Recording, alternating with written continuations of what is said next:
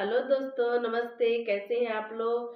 आशा करती हूँ अच्छे ही होंगे और मैं भी अच्छी हूँ। मेरे चैनल में आप सभी लोग का स्वागत है। मैं आज लेके आई हूँ बेटा ब्याह के गीत। आप लोग सुनिए और कमेंट में बताइए मेरा गीत आप लोग को कैसा लगा। अगर अच्छा लगे तो शेयर सब्सक्राइब कर दीजिएगा। अपना आशीर्वाद, अपना प्यार, अपना दुलार दीजिए।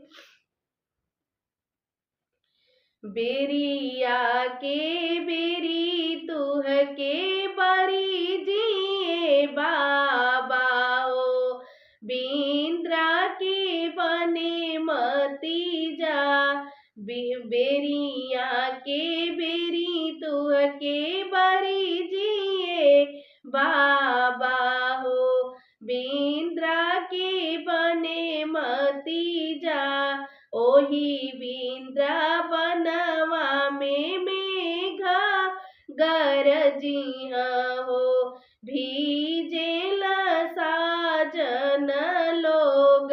ओही वृंदावनवा में मेघा गरजिया हो भीजेल साजन लोग।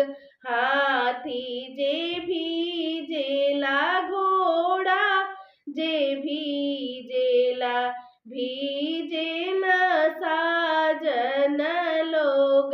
हाथी जे भीजेला घोड़ा जे भीजेला भीजेला घोड़े के लगाम। घोड़ावा ऊपर होके भीजेला दूल्हे राम। चंदन भरे लाली लार घोड़ावा ऊपर होके भीजेला दूल्हे राम।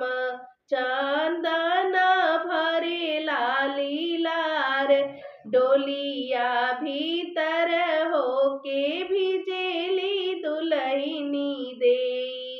सिंदूर भरे लाली लार डोलिया भीतर होके भीजे